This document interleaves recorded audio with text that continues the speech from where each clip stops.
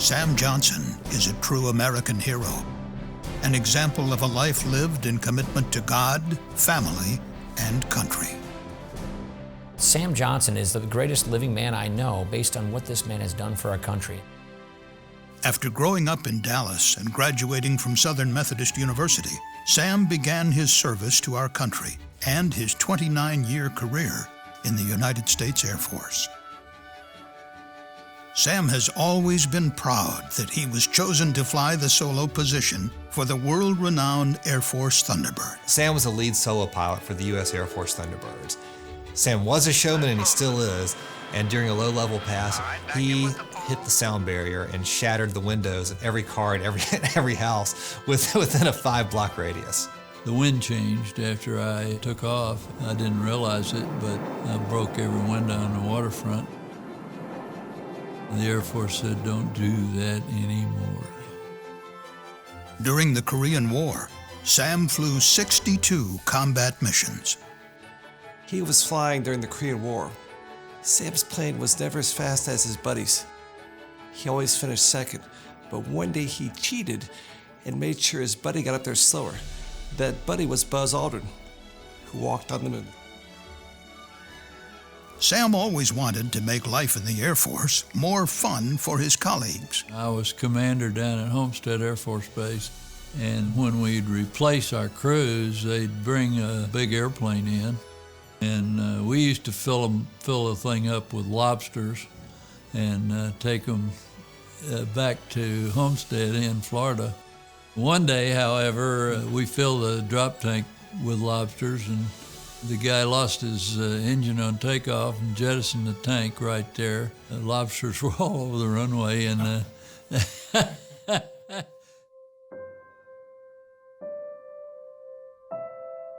The love of Sam's life was his wife of 65 years, Shirley.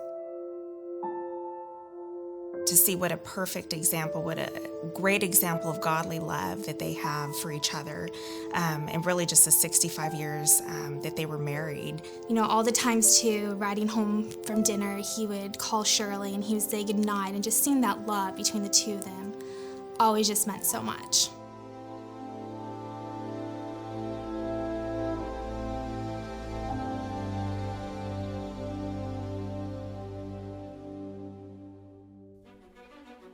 While flying a combat mission in North Vietnam in April of 1966, Sam took fire from an enemy aircraft battery. He was shot down, captured, and taken to the Hanoi Hilton prisoner of war camp. Sam would spend nearly 7 years as a POW, including 42 months in solitary confinement. The Alcatraz 11 was the group of American leaders who were thrown out of the Hanoi Hilton because they were so obnoxious. Sam Johnson and his fellow prisoners were beaten and tortured as the North Vietnamese tried to break their spirits and force them to make propaganda statements. They would actually tie their arms behind their back with ropes and pull their arms together until their elbows touched and their sternum was about to split open. So during one stretch, 6'3" Sam Johnson spent 75 days in leg stocks built for small North Vietnamese by the French. These things were cutting into his ankles every day for 75 days. We suffered together, and we starved together, and we were punished physically, individually. This is a bond there that you just, normal people don't have that. Sam Johnson faced more solitary confinement than any other POW, and every day he had to summon the will, not just to get through the day, but to get through the next minute, the next 30 seconds. It is so hard. Sam was in solitary for more than 3 years. We put the camp on a hunger strike, and that's when he got out of solitary. He walked in the door, stood at attention, said, "Major Johnson reporting for duty." Saluted Denton, and we had tears in our eyes. We grabbed each other, we were hugging him, and it was a very, very emotional experience. Imagine having no end in sight to your ordeal, but still being able to have the guts to refuse to do what your captors want you to do. Even though you know it's going to hurt, even though you know it's going to injure you, maybe for life, and in Sam's case, his hand still bears the scars of that torture. During his long stretches of solitary confinement, the only way Sam could communicate with his fellow prisoners was through tapping code on the walls. When we were in Alcatraz, even though we were in cells adjacent to each other, we still had to tap on the wall to talk. The tap code kept us alive, actually. That's how we got to know each other pretty well. Sam's faith is central to his life, and it sustained him during his darkest hours in captivity. It's so evident now, knowing him, that he is a man of faith. His love for Christ shines all the time. People that tell you the Lord's not there are wrong. He's there all the time, and you can feel him, you can sense him, you can talk to him, and I believe it. First flight home, they told us we couldn't take any whiskey or anything on the airplane with us. Well, a friend of mine's wife filled up 3 baby bottles with Mai Tais in them. Hell, I'm sitting there with these bottles of Mai Tai. I passed them around. We all drank Mai Tais on the way to San Francisco. Sam was overjoyed to see Shirley and their 3 children again. His long ordeal was finally over, and he was given a hero's welcome. I just broke down in tears, I'm afraid to say. And then my wife came up, and we all hugged each other together. And at that point, the first thing she did was give a prayer of thanks. The most important thing about Sam Johnson's service as a POW is not what happened in Hanoi, but it's the inspiration it gives people in my generation and the generations coming after us to do our duty under difficult circumstances. How can you not be inspired by Sam Johnson? It's his life story, it's his courage, it's his integrity. The values the POW showed when the chips were as down as they can get, the courage they showed, are examples that are going to ring through the ages. When Sam came home, he was drafted into another public service. There's no better place to be than being representative of the people in Plano and Frisco and Allen and McKinney and other little towns up north.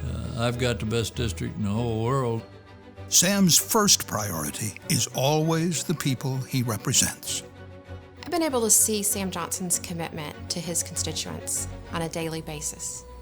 He truly has a heart for service. When I was president, Sam was one of the few combat veterans in Congress. Because of his unique background, he served as a voice of reason when discussing our troops and our national defense. Always be proud of his impassionate plea before Congress to honor the sacrifice of our troops and help us win the war on terror. Today, let my body serve as a brutal reminder that we must not repeat the mistakes of the past. Instead, learn from them. We must not cut funding for our troops. We must stick by them. We must support them all the way. And to our troops, we must remain always faithful. God bless you all. I salute you and this Congress. Thank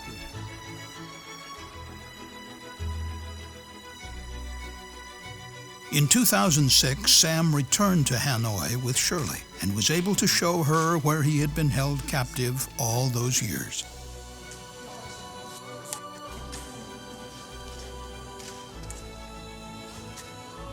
It was an emotional moment.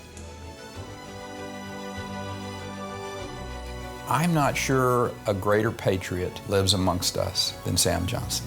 He has a love for this country that is unmatched by any other. America is special to Mr. Johnson because he understands that freedom is not free.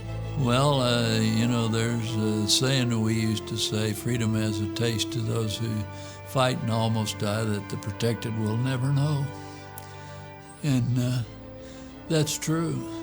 He is just an American hero. Here's this man who could really afford to be very, very angry and bitter about the hand that he was dealt in life, and it was a bad hand.